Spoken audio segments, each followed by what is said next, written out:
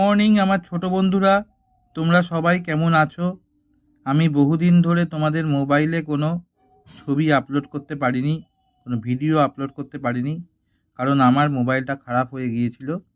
এবং আরও একটা কারণে, আমি গল্পকথক দেবাশিস চ্যানেলে পাসওয়ার্ড ভুলে যাওয়ায় তোমাদের সঙ্গে কোনো যোগাযোগ করতে পারছিলাম না।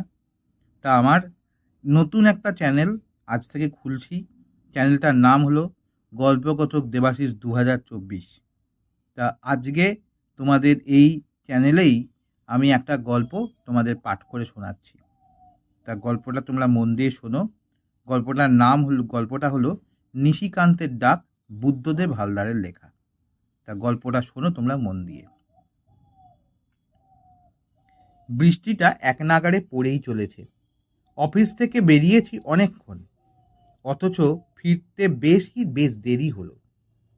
হাওড়া থেকে ব্যান্ডেল লোকাল ধরে যখন কোন্নগর স্টেশনে পৌঁছালাম, তখন ঘড়ির কাঁটা রাত্রি 9টা ছুঁই ছুঁই। ইতিমধ্যে দুবার ফোন পেয়েছি নিশিকান্তদার কাছ থেকে। হেরে গলায় ফোনের ওপর থেকে জানতে চেয়েছে, কখন আসছিস? সময় তো বয়ে যাচ্ছে। আমি মৃদু কণ্ঠে হেসে জবাব দিয়েছিলাম, নিশির ডাক যখন পিছনে পড়েছে তখন কি আর না গিয়ে পারি? অপেক্ষা করো, ট্রেন এই উত্তরপাড়ায় ঢুকছে। আসলে সপ্তাহের এই একটা দিনের জন্য আমরা 4জন বাকি 6টা দিন সাগ্রহে অপেক্ষা করে থাকি। শনিবার সন্ধে 7:30 মানেই আমাদের একমাত্র ঠিকানা রবিদার চায়ের দোকান। আমাদের 4জনের হাতে 4টে মালাই দেওয়া চা, আর সঙ্গে মাঝে মধ্যে গরম গরম বেগুনি, আম আদার চপ কিংবা পাঁপড় ভাজা। তবে আমাদের আড্ডার মূল আকর্ষণের কেন্দ্রবিন্দু হলেন রাঙা জেঠু। 74 বছরের এই রাজভারী মানুষটি জীবনের নানা রকম অভিজ্ঞতায় যেন রিজু বটগাছের মতন আমাদের মধ্যিখানে বসে থাকেন। আর আমরা 4জন, মানে আমি, নিশিকান্তদা, কৌশিক আর সুদীপ, তখন তাকে ঘিরে নানা রকম প্রশ্নের বাণ চালাই। তিনি তার বুদ্ধিদীপ্ত উত্তর দিয়ে আমাদেরকে পরাস্ত করেন যথারীতি। শুধু তাই নয়, তিনি যখন যে বিষয়ে কথা বলেন তখন বোঝা যায় সেই বিষয়ের উপর তার গভীর জ্ঞান রয়েছে। হাওয়ায় তিনি কোনো কথাই বলেন না। আজ শনিবার, অফিস ছুটি হয়েছে বিকেল 5:30টায়। হিসেব মতো 6:45টার মধ্যেই আড্ডায় উপস্থিত হওয়ার কথা, কিন্তু আবহাওয়া গন্ডগোলের হওয়ায় রবিদার চায়ের দোকানে পৌঁছাতে আমার প্রায় রাত্রি 9টা বেজে গেছে। গিয়ে দেখি লোডশেডিং চলছে। আমি আড্ডায় পৌঁছানো মাত্র বৃষ্টির বেগ মুষলধারে বেড়ে গেল, আর ঠিক তখনই সামনের কোথাও বিকট একটা বাজ পড়ল। তার আলোয় ক্ষণিকের জন্য আমার চোখ মুখ যেন ধা দিয়ে গেল। খানিক পরে সংবিত ফিরে পেতেই অন্ধকারে অস্পষ্ট সকলকে স্থির বসে থাকতে দেখে বললাম, কেমন বিচ্ছিরি বৃষ্টি শুরু হয়েছে দেখো, থামার নাম নেই একদম। তোমরা সব কখন এলে? খানিক আগেই এসেছি, আর এসেই তো এই বিপত্তি। সুদীপের গলা পাওয়া গেল। সে অন্ধকারে ঠিক কোথা থেকে কথা বলে উঠল বোঝা গেল না। আমি দোকানের ভিতরের এক কোণে ছোট বেঞ্চিটায় বসে বললাম, আর বলিস না, বিপদ বলে বিপদ। বৃষ্টিতে পুরোই তো ভিজে গিয়েছি, মোবাইলটা পাওয়ার অফ হয়ে গেছে। অন্ধকারেই গলা চড়িয়ে বললাম, ও রবিদা, একটা বাতি জ্বালাবে? অন্ধকারে সব ভূতের মতো বসে আছে কেন তোমরা? কেন, অন্ধকারে ভয় ধরেছে তোর? এবার নিশিকান্তদা খ্যাক খ্যাক করে চাপা হাসি হেসে উঠল। আমি কিছু বলার আগেই রাঙা জেঠু অন্ধকারের ভিতর আবছা মাথা নাড়িয়ে রবিদাকে নির্দেশ করে বললেন, রবি, জলের ছাট আসছে বাবা, দোকানের দরজাটা ভেজিয়ে দে তো। এমনিতে আজ এই দুর্যোগের রাতে তোর দোকানে কোনো খদ্দের আসবে না, তার উপর দুটো ট্রান্সফরমার উড়ে গিয়ে চারদিকে তো সব কালো কুচকুচে রাত্রির হয়ে গেছে। রাঙা জেঠুর কথা শেষ হতেই দেখলাম ঝোড়ো হাওয়ায় দোকানের দরজার পাল্লা দুটো ধরাম করে আপনা আপনি বন্ধ হয়ে গেল। আমি অনেকক্ষণ ধরে কেমন একটা পোড়া পোড়া গন্ধ পাচ্ছিলাম। সে কথা জিজ্ঞেস করতে যাওয়ার আগেই রবিদা আধার হাতড়ে আমার হাতে একবার গরম মালাই চা দিয়ে গেল। অস্ফুটে বলে গেল, আজ অন্ধকারেই আড্ডা হবে, আলো জ্বালানো হবে না। আমরা সকালে তাই চাই, তুমি? আমি গরম চায়ে চুমুক দিয়ে একটা আরামসূচক শব্দ করে বললাম, যা খুশি করোগে তোমরা। এই যে আমি পা গুটিয়ে বাবু হয়ে বসলাম বেঞ্চুতে, এবার আড্ডা শুরু হোক। আমার মুখের কথা কেড়ে নিয়ে নিশিকান্তদা সর্দি ধরা গলায় বলল, তুই যে তখন বললি নিশি ডাকে পেয়েছে তোকে, তো এই ঘন নিশি কেমন লাগছে এখন? আমি হো হো করে হেসে উঠে বললাম, কথাটা ধরে নিয়ে বসে রয়েছো দেখছি এখনো। এসব ছোট ছেলেবেলায় ঠাকুরমার মুখে গ্রাম্য গল্পে শুনেছিলাম এক সময়। আদতে ওসব তখনকার চোচ্ছ্যাচরাদের বুজরুকি ছাড়া আর কিছু নয়। রাঙা জেঠু বার দুই কেসে উঠল। আমার কথায় কেউ কোনো প্রত্যুত্তরই করল না। অন্ধকারে সব আবছা মূর্তি হয়ে প্রত্যেকেই যেন নিষ্পন্দ হয়ে রয়েছে। ক্ষণ মুহূর্ত এরকম চুপচাপ কাটার পর রাঙা জেঠুর খসখসে গলা পাওয়া গেল। তিনি সংক্ষেপে দৃঢ়কণ্ঠে বললেন, বুজরুকি নয় রে, নিশিকান্তদার গলা পাওয়া গেল এবার। সে কোনো গৌরচন্দ্রিকা না করে সরাসরি জিজ্ঞেস করলো, ঘটনাটা কি রে, খুলেই বলুন না। আশা অবধি কৌশিককে চুপচাপ থাকতে দেখেছি। এতক্ষণে সেও অন্ধকারের মধ্যে বলে উঠল, নিশির ডাকেই তো সুব্রত পায়ে পায়ে এখানে পৌঁছালো, আর এসেই ঘটালো বিপদ। বলেই সে হেসে উঠল ফিক করে। আমার নাম ধরে বলায় আমি আবারও জোর গলায় বললাম তো, আমাদের মাতৃভাষায় এই ধরনের অপশব্দের প্রচুর চল, যদিও এসবের বাস্তব কোনো ভিত্তি নেই। বেশ তো, রাঙা জেঠু এবার নিজেকে গুছিয়ে নিয়ে আবছা গলায় বললেন, তাহলে এটা ঘটনা বলেই শোনো। আমি নিজে সেই ঘটনার সাক্ষী। আবার কোন ঘটনা? কৌশিক অন্ধকারে ফোড়ন কাটল। রাঙা জেঠু ওর টিপ্পনিতে পাত্তা না দিয়ে বলতে শুরু করলেন, 1988 সালের ঘটনা। তখন আমি কেবিন কোম্পানিতে চাকরি করি। বয়স অল্প, ফলে গায়ে গতরে খেটে খুব কম সময়ই ম্যানেজারের প্রিয় পাত্র হয়ে উঠলাম। শুধু যে প্রিয় তা নয়, পরে তা বন্ধুত্ব থেকে আত্মীয়তা তৈরি হলো। সেসব তো অনেক পরের ঘটনা। যদিও ব্রাহ্মণের ছেলে হওয়ায় আমি চাকরি বাকরির বাইরেও পুজো আচ্ছা, বাস্তু পুজো, শ্রদ্ধা সাধ্য যজ্ঞাদি এসব করে বেড়াতাম। খুব যে উপার্জন হতো তা নয়, তখন তো আর পুজো আচ্ছা নিয়ে আজকের মতো দিকে দিকে এত ব্যবসা করে ওঠেনি। এলাকায় আমার বাবা যেহেতু নামী পূজারি হিসেবে পরিচিত ছিলেন, তাই তিনি চাইতেন তার ছেলে হওয়ার সুবাদে আমিও যেন ওনার মতো ঠাকুর দেবতার পুজো আচ্ছা করে বেড়াই। কিন্তু আমার মনে হতো, ওভাবে বাবার পথে চললে পরবর্তীতে পেটে ভাত জুটবে না। একটা চাকরি বাকরি না থাকলে বিয়ে থা করে মুশকিলে পড়ব। তাই চাকরি জুটিয়ে নিয়ে লেগে পড়ল, আর বাবার মন রাখার জন্য অবসরে পুরোহিতগিরি করতাম। তবে যেটুকু করতাম সবটাই আরাধ্যকে তুষ্ট করার জন্য। এর বাইরে আমার আলাদা কোনো চাহিদা বা উদ্দেশ্য ছিল না। এভাবেই দিব্যি দিন কাটছিল। এমন সময় ঘটলো এক ঘটনা। কি ঘটনা?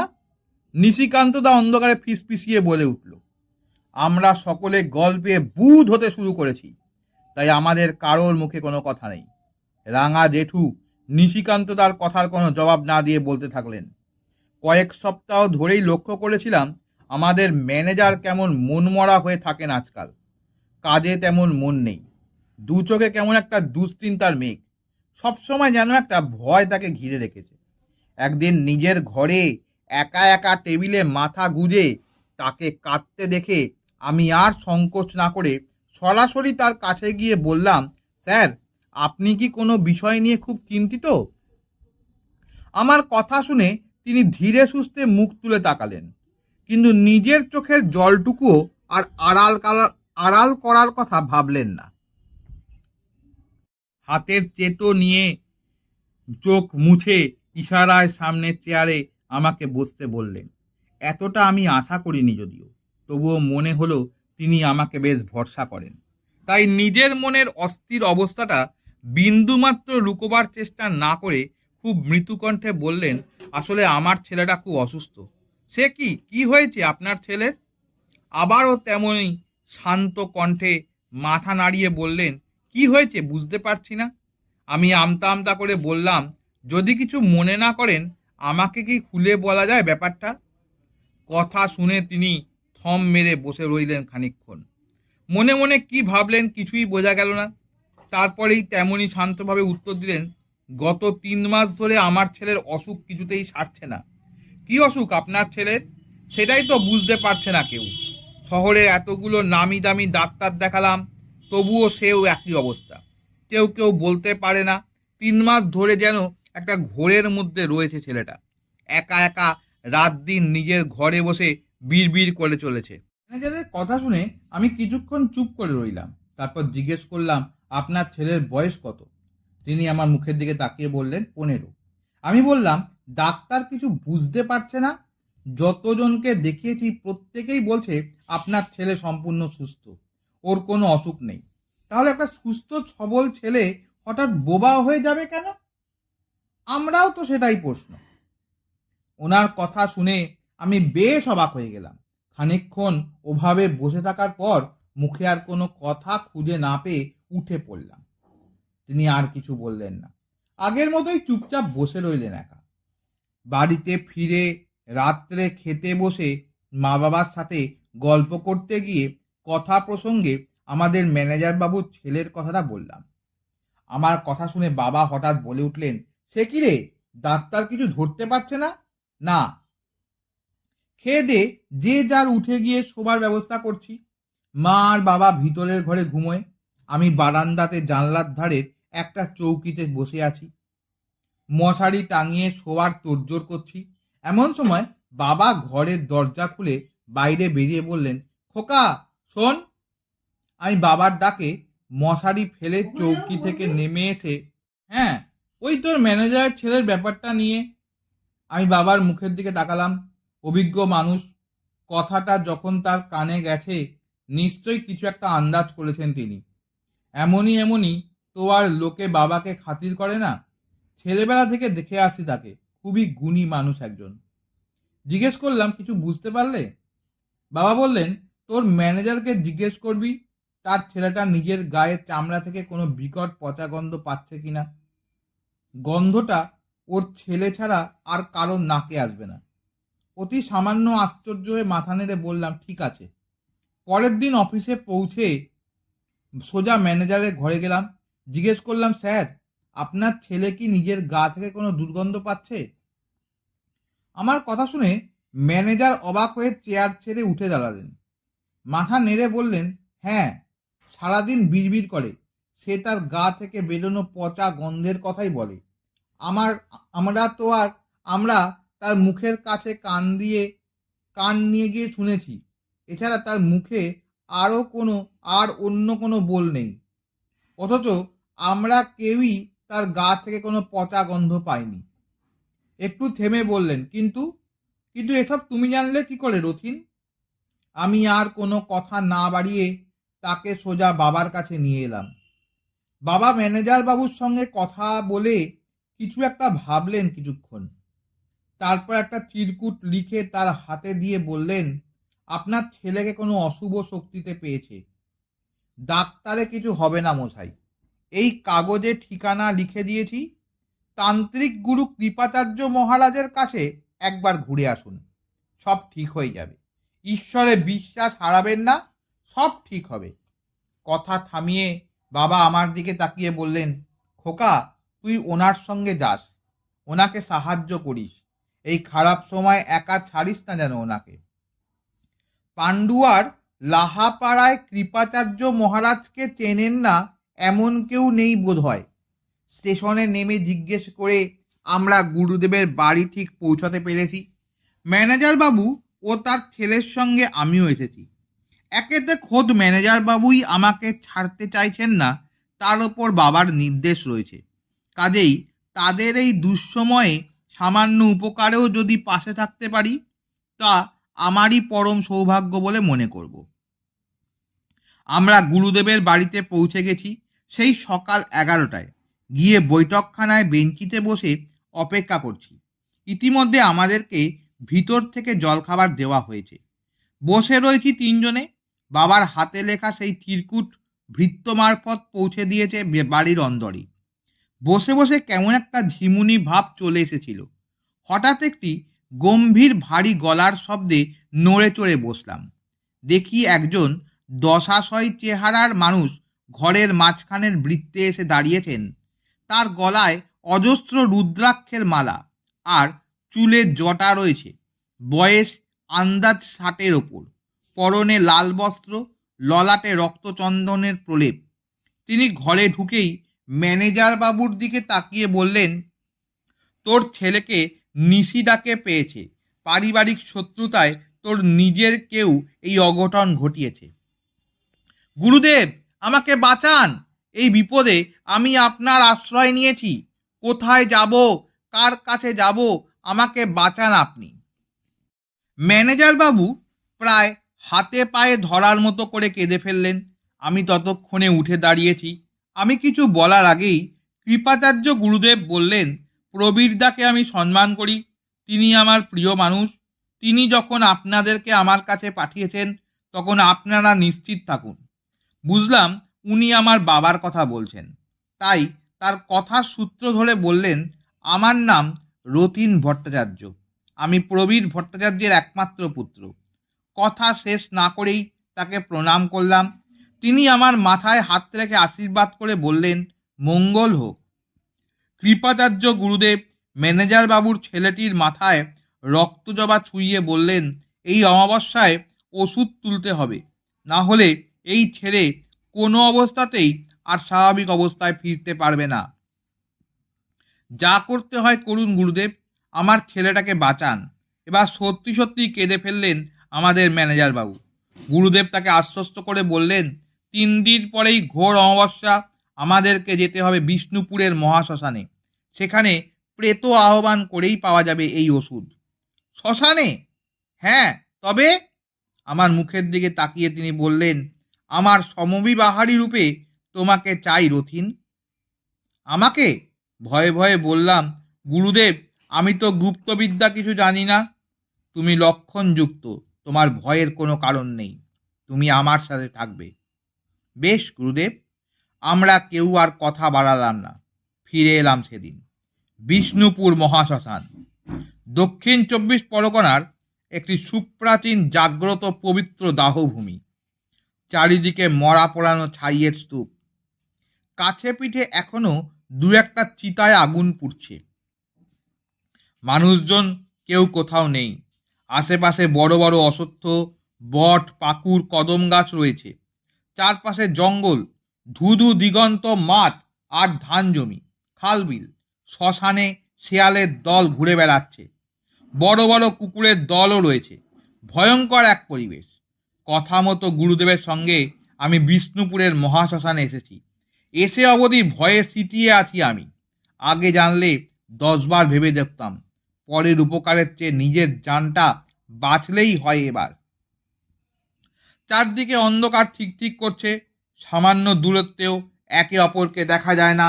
তার মধ্যে শেয়ালের ডাক, অমঙ্গলসূচক সারমেয় কান্নার শব্দ যুগপৎ মনে ভয়ের কাঁপুনি ধরিয়ে দিচ্ছে বারবার। এই শ্মশানেই নাকি কৃপাচার্য গুরুদেব গুরু সাধনায় সিদ্ধিলাভ করেছিলেন। তাই এই মহাশ্মশানই ওষুধ তোলার জন্য তার প্রথম পছন্দ।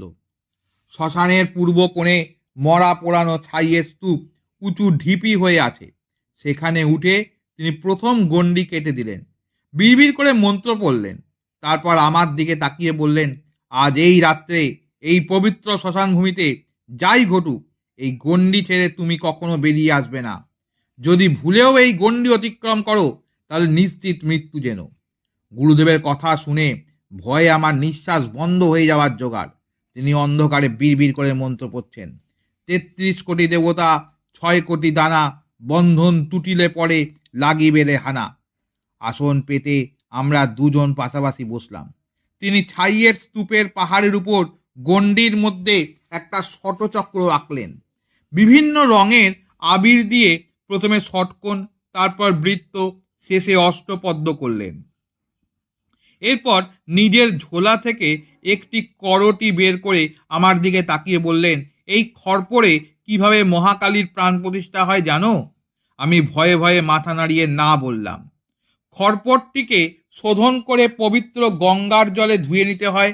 তারপর ঘি, মধু, জবাকুসুম তেল দিয়ে একে ভালো করে মাখাতে হয়। তারপর এটিকে রক্তাভিষেক করে মহাকালীর প্রাণ প্রতিষ্ঠা করতে হয়। সেসব দীর্ঘ সাধনা লাগে। অন্ধকারে দূরের কিছুই দেখা যাচ্ছে না। শেয়ালের ডাক আর আশেপাশের নানা রকমের উদ্ভট শব্দে মনের জোর তলানিতে এসে থেকেছে আমার। প্রেতচক্রের মধ্যে খড়পটটি স্থাপন করে তিনি তার উপর কালী যন্ত্র আঁকলেন। এরপর আমার দিকে ফিরে বললেন, প্রেতের মহাভোগ তৈরি করতে হবে, হাতে হাতে সব এগিয়ে দাও আমাকে। আমি পাশে রাখা ব্যাগগুলো একে একে তার দিকে এগিয়ে দিলাম। তিনি একটি পাত্রে চিড়ে, খই, বাতাসা, কালো তিল, মাসকলাই, কলা, দই, মধু, মুরকি একসঙ্গে চটকে মহাভোগ তৈরি করলেন। এরপর ভোগটা পিণ্ডের মতো পাকিয়ে কলার পেটোয় সাজাতে শুরু করলেন। ভোগের উপরে এক টুকরো মাছ ভাজা আর ফাঁকে ফাঁকে দিলেন দেশি মদ। তিনি সবটা সাজিয়ে নিয়ে বললেন, তুমি কি ভাবছো ভূত এসে গপ গপ করে এসব খেয়ে চলে যাবে? নিজেই নিজের কথায় হাসলেন। তারপর বললেন, এর যে ঊর্জা তাতেই প্রেতও আকর্ষিত হয়। এরপর খানিক চুপ থেকে বললেন, এবারে আমি পুজো শুরু করব। তুমি চুপচাপ বসে থাকবে, আশেপাশে অনেক অবাস্তব ঘটনা ঘটতে থাকবে, কিন্তু মনে রেখো, ভয় পেলে চলবে না। এই গণ্ডি থেকে তুমি উঠবে না যতক্ষণ না আমি তোমায় বলবো। ভয়ে আমার গলা থেকে স্বর বেরোলো না। আমি মাথা নাড়ালাম নীরবে। হঠাৎ যেন চারদিকে প্রলয় শুরু হলো। ইতিমধ্যে গুরুদেব মন্ত্র উচ্চারণ শুরু করলেন। তিনি প্রেত আহ্বান করছেন। শ্মশানের অন্ধকারে গভীর রাতে জোরে জোরে তার মন্ত্র প্রতিধ্বনিত হচ্ছে। আমাদের চারপাশের গাছপালার ডালপালাগুলো যেন ঝড়ে উথাল পাতাল খাচ্ছে, অথচ কোথাও কোনো হাওয়া মাত্র নেই। ভয়ে আমার হাত পা ঠান্ডা হয়ে আসছে। পুজো শুরু করেছেন গুরুদেব। তার মন্ত্রের মধ্যে ম্যানেজার বাবুর ছেলের নাম উচ্চারিত হলো বেশ কয়েকবার। বুঝলাম তার মুক্তির জন্য বিশেষ প্রার্থনা জানানো হচ্ছে। গুরুদেব মাথা নাড়িয়ে মন্ত্র পড়ে চলেছেন। অন্যদিকে নানা রকম বিকট শব্দ ও সারমেয় কান্নার মাথার ভিতরটা টিপ টিপ করতে লাগলো আমার। কতক্ষণ এমন চললো মনে নেই, তবে হঠাৎ আমাদের ঢিবির নিচে সামান্য দূরে একটা দীর্ঘাকার ছায়ামূর্তি দেখতে পেলাম। জ্বলন্ত কয়লার মতো দুটো চোখ। আমার বুকে রক্ত জল হয়ে গেল মুহূর্তেই। আমি সেদিকে স্থির তাকিয়ে রয়েছি, আর ঠিক তখনই গুরুদেবের পিছনে কে যেন জোর ধাক্কা মারল। কৃপাচার্য মহারাজ হুমড়ি খেয়ে সামনের দিকে গড়িয়ে গেলেন। তার এই অবস্থা দেখে আমি উঠে দাঁড়িয়েছি, কিন্তু গণ্ডির বাইরে বেরোবার মতন ক্ষমতা আমার নাই। শরীর অবশ হয়ে আছে, আমার গলা থেকে আর স্বর বেরোচ্ছে না। হঠাৎ গুরুদেব ঢিবির নিচ থেকে চেঁচিয়ে উঠলেন, পেয়েছি, ওষুধ পেয়েছি। তার গলা যেন এক আনন্দের স্রোত। সামনে তাকিয়ে দেখি মুহূর্তেই সেই ছায়ামূর্তিটা অদৃশ্য হয়েছে। গুরুদেব নিচ থেকেই বললেন, নেমে এসো রথিন, আর কোনো ভয় নেই। শ্মশানের দক্ষিণে যে মরা গঙ্গার সোতা, সেখানে গিয়ে হাতে ধরা শিকড়খানা ধুয়ে ফেললেন তিনি। পরের দিন আমার মাধ্যমেই সেই শিকড় ম্যানেজারের কাছে পৌঁছে দেওয়া হলো। বললে, বিশ্বাস করবে না তোমরা, বিশেষ আচার মেনে সেই শিকড় বেটে ম্যানেজারের ছেলেকে খাওয়াবার কয়েক ঘন্টা পরেই সেই ছেলে সম্পূর্ণ সুস্থ হয়ে ওঠে। তারপর থেকে আর কখনো কোনো সমস্যা হয়নি ছেলেটার। গল্প শেষ করে রাঙা জেঠু থামলেন। এদিকে আমাদের কারোর মুখে কোনো কথা নেই, যেন আমাদের মাঝে শুধু একটা অনন্ত রাত্রি প্রবাহ। কিছুক্ষণ সকলে চুপ করে থাকার পর মনের সংশয় নিয়ে আমি জিজ্ঞেস করতে গেলাম, কিন্তু আমাকে তৎক্ষণাৎ থামিয়ে দিয়ে নিশিকান্ত দা অন্ধকারের ভিতরে বলে উঠল, নিশি ডাকের আর বড় প্রমাণ চাই, তাই তো? এমন সময় হঠাৎ বাইরে থেকে একটা হইচই কানে এলো। বেশ কিছু লোকের জটলা। আস্তে আস্তে লোকগুলো এগিয়ে এসে দোকানের ভেজানো পাল্লা ঠেলে খুলে দিল। কয়েকটা টর্চের অসহ্য আলোয় আমাদের চোখ ধাঁধিয়ে গেল। লোকগুলো সকলেই মেঝের দিকে তাকিয়ে কেমন ভীত সন্ত্রস্ত চোখে দাঁড়িয়ে পড়ল। কে যেন ভিড়ের আড়াল থেকে মৃদুস্বরে বলল, কেউই তো বেঁচে নেই দেখছি, শরীর ঝলসে গেছে সব কটার। বাজ পড়ে কি দুর্ঘটনাই না ঘটে গেল। ঠিক সেই সময় চোখে পড়ল দোকানের মেঝেতে একে একে ছড়িয়ে আছে মৃতদেহগুলো। রাঙা জেঠু, নিশিকান্তদা, কৌশিক, সুদীপ, রবিদা, আর ওই যে ওই দূরে, ওটাকে আমি। তোমাদের যদি গল্পটা ভালো লেগে থাকে তাহলে লাইক, শেয়ার, কমেন্টস এবং সাবস্ক্রাইব করো, এবং পাশে থাকা বেল আইকনে একটা প্রেস করে দিও। তাহলে যখনই নতুন ভিডিও আপলোড